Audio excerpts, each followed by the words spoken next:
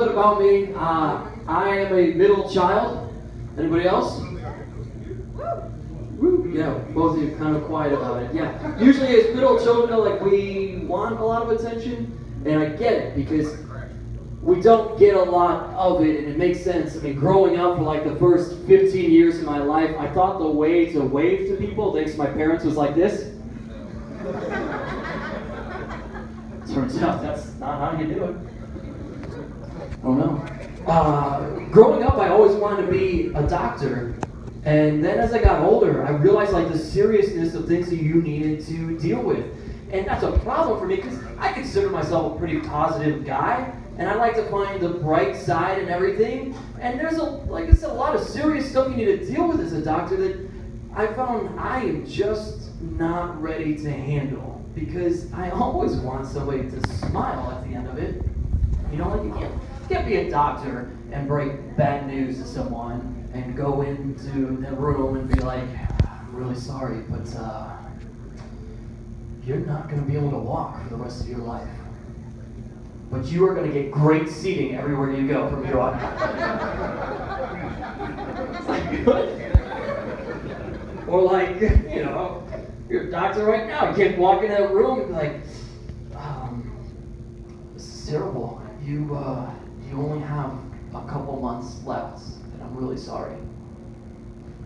But on the other hand, at least you don't have to stick around to see if it's Trump or Hillary, am I right?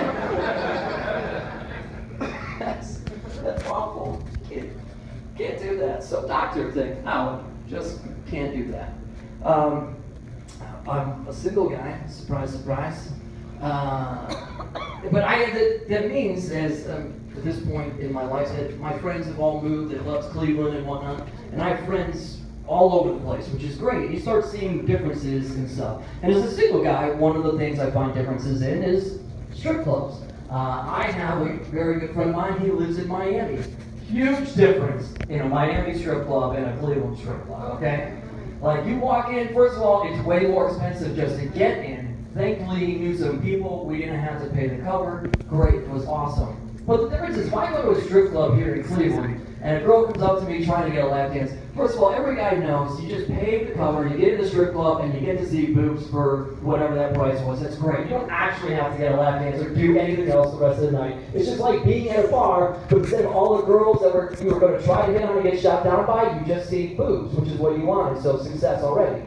So, in Cleveland, though, they come up to you and like, oh, do you want to dance? You want to dance? And you're just like, no, I think I'm waiting right now. I'm waiting for somebody. And they immediately know you're broke. Which is true.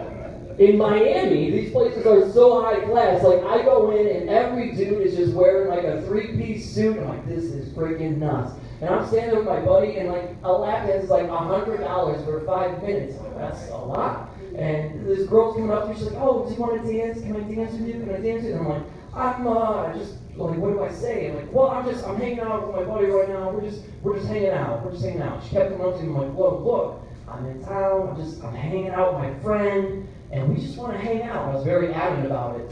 And she looked at me, and then she looked and noticed the friend, the buddy, is a dude. And she looked at us both, and she's like, oh. And then this big smile came over her face. Okay. And she walked away. And I was like, no, I'm not gay. I'm just broke.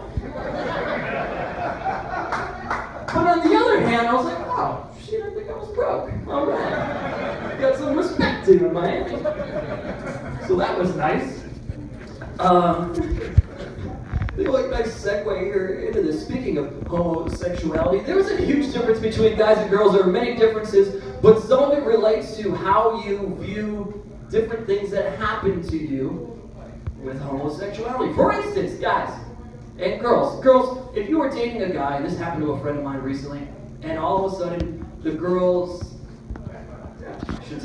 dating a guy, breaks up, and the guy suddenly becomes gay. Probably not sudden, right? But the girl thinks so, and the girl immediately, she breaks down, she's going, oh my God, what did I do? Did I not do it right? My boobs are small, is it my too loose? What's wrong with me? I don't understand, I turned him gay. She starts freaking out. As a guy, your ex becomes a lesbian, we have this ultimate thing of confidence, where we're like, yeah, chick I was dating became gay. So you know what that means. I gave her the D too good. It's a total difference in how we view things, right? Or for instance, there's like this, in college, right? Girls, you can always get away with, no, I'm not into that. But this one time in college I did, but that doesn't count because it was college. As a guy, you can't be like, I would never go down on another dude. But this one time in college, it was college, you know? I need to get out of here, but before I do, as a single guy, many of you probably know, and for those of you who don't, there are a lot of apps or websites for dating in this world at this point. There is JDate for Jewish people, there's blackpeoplemeet.com, there's farmersonly.com for crying out loud, for farmers to meet other farmers and meet and date. You have Tinder, you have Bumble, you have Ashley Madison, which if you don't know, is a website for married couples to go to and essentially set up cheating on their spouses. So that's nice. Personally, I'm a guy in dating, I'm constantly stuck in the friend zone with a girl, which for those of you who don't know, that means I meet a girl and say, hi, my name is Steve, and I would love to be your friend for the rest of your life.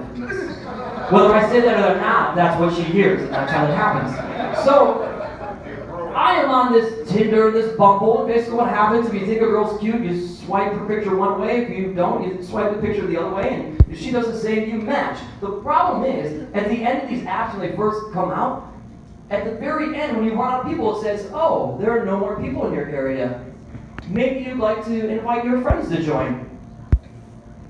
Asking a guy who is constantly stuck in the friend zone to have his friends join a dating app is like telling a guy who's on Ashley Madison, oh, there are no more whores in the area, maybe your wife would like to join. I'm Steve Guy, enjoy the rest of your show, everybody. Thanks so much.